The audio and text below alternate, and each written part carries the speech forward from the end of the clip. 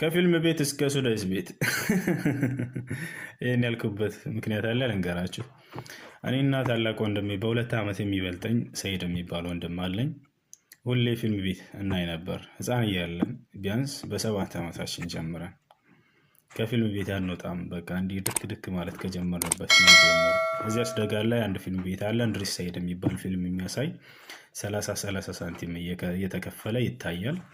እንደ ፊልም ምናምን ታውቃላችሁ፣ በየሀገሩ ህፃናቶች ስናይ ነው ያደግነው። እና እዚያ እናይ ነበር። ልጁ የሚያሳየው ልጅ እኔና ወንድሜን በነፃ ነው የሚያሳየን። ያው ለፍየሎቹ ምናምን ፍየሎች አሉት። እኛ ቤት በር ስለነበር ፍጫት ምናምን የሚሸጠው የጫት ቅጠል ምናምን ከገበሬዎቹ እየለቀመን በፌስታል እየወሰደን እንሰጠዋለን ለፍየሎቹ። ቀን ቀን እኛ ፊልም እናያለን ማለት ነው። በቀን 3 ጊዜ ፊልም እናያለን። ጠዋት ላይ 7 ሰዓት ከምሳ በኋላ፣ እራት ከተበላ በኋላ፣ ማታ ላይ ደግሞ ይታያል። ሶስቱንም እናይ ነበር እና ከ7 ዓመት የጀመረ እስከ 12 ዓመት ድረስ ከፊልም ቤት አረቀን። በቃ ሁሌ እንደገባሁ ነበር።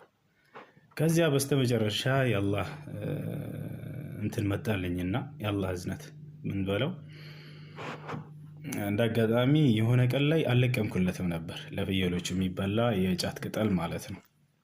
ሳለቅምለት ስለቀራሁኝ ልክ ጀላቲ ምናምን እንዲህ እየመጠጥኩኝ ወደ ፊልም ቤት እየገባሁ እያለሁ ክፈል ዛሬ ትከፍላለህ አለኝ።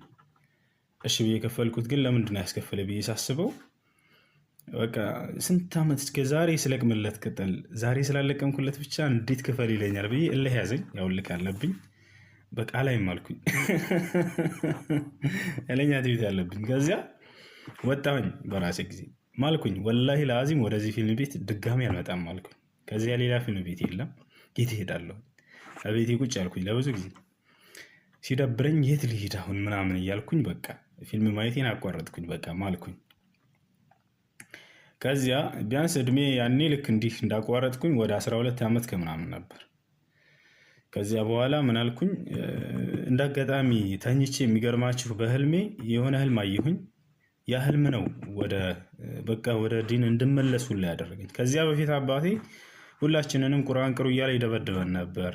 ቢመክረን ምን ቢለን ምናምን እምቢ ብለን ነው በቃ አንፈልግም ብለን ነው ማለት ነው። ያንን ህልም ሳይ ግን በቃ እንድመለስ ሰበብ አደረገልኝ አላህ። ህልሙ ምን መሰላችሁ? በህልሜ በጣም ሀብታም ነበርኩኝ። ዓለም ላይ እንደኔ ሀብታም የለም። ከዚያ ነገር ግን አልሰግድም አልጾምም ምን አለንም በቃ። ከዚያ በህልሜ ሰማይ ሰንጠቅ ስትል ምናምን ይታየኛል ትንሽዬ። ከዚያ እየሰፋች ይመጣል። ምንድነው ብዬ ስጠይቅ እማላየው መላኢካ ይመስለኛል። ቂያማ እየቆመ ነው የሚል ድምፅ ሰማለሁ። ይሄ ነው እንደ ቂያማ የሚባለው ብዬ በጣም ደነገጥኩኝ።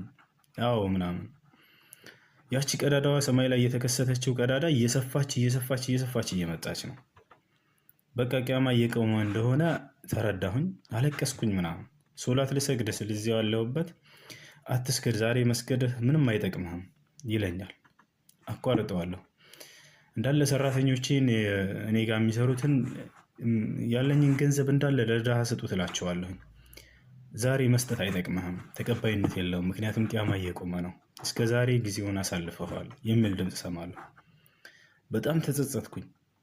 በጣም የመጨረሻ ጌታዬ አንድ ድል ስጠኝ ብዬ ተንበረክኬ ምናምን መለመን ጀመርኩኝ። አልፏል ጊዜው፣ ከዚህ በኋላ ምንም አይነት መልካም ስራ ብትሰራ ተቀባይነት አይኖርህም የሚል ድምፅ ሰማለሁ። የመጨረሻ ተስፋ ቆረጥኩኝ። ምኞቴ በዛች ሰዓት አንዲት ጊዜ እንደገና ወደ ህይወት ተመለሽ ያለፈውን ነገር ለማስተካከል ነበር። ያንን የምታደርግበት እድል የለህም ተብሎ ተዘጋብኝ።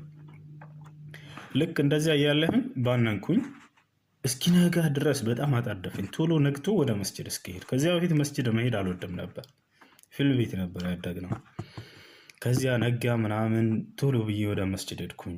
ወዲያው በዚያ ቀን ሶላት ጀመርኩ ሳላቋርጥ። በዛው በቃ ነገ መሞት ይመስለኛል። ወደ መሞት እየመሰለኝ በቃ ጌታዬ ሰግጪ ግደለኝ። በቃ በጣም ጨነቀ። ቂያማ የሚቆም ነው ይመስለኝ። በዚያ እድሜ አላህ ሲያሳየኝ ጌታዬን ከልብ አመሰግነዋለሁ። ብትር አልመልሰ ብሎኛል፣ ምክር አልመልሰ ብሎኛል የአባታችን። ነገር ግን አላህ አንዳንዴ ሲያዝንልህ የሚመክርህን ሰው እምቢ ስትል በሌላ ነገር በህልም እንድመከር አደረገኝ። በዚህ ያህል ማስፈራርቶ እንድመለስ አደረገኝ በራሱ ጊዜ። ጌታዬን ከልብ ከልብ አመሰግነዋለሁ። ከዚያ በኋላ ቁርአን ገባሁኝ። በዚያው ቶሎ ወዲያው አከተምኩኝ፣ ወዲያው ሀፈዝኩኝ ምናምን ምናምን። ከዚያ ወዲያው የሆነ ውድድር ተባለ፣ አዲስ አበባ ሄድኩኝ ከኢትዮጵያ ምናምን ተካሄድ፣ አሸነፍኩኝ። ያሸነፈ ሳውዲ ይላል ተባለ። ከዚያ በኋላ ሳውዲ ሄድን ዚያራ፣ እነ ሱዳይስ ምናምን አገኘናቸው። ይሄ ነው ከፊልም ቤት እስከ ሱዳይስ ቤት ያልኳቸው። አረዘምኩባቸው አፎን። እና ለዚህ ሁሉ ሰበብ የሆነኝ መጀመሪያ ቤተሰብ፣ አባቴ በጣም ይጎተኩተን ነበር፣ እንድንቀራ በጣም ይመክረን ነበር፣ እምቢ ብለነው ነው። ከዚያ በኋላ በዚያ በህልም አማካኝነት አላህ ሱብሓነሁ ወተዓላ እንድመለስ አደረገኝ። አላህን አልሐምዱሊላህ እያልኩ ከልብ አመሰግናለሁኝ። ቤተሰቦቼንም እንደዚሁ ከልብ ላመሰግናቸው እወዳለሁኝ።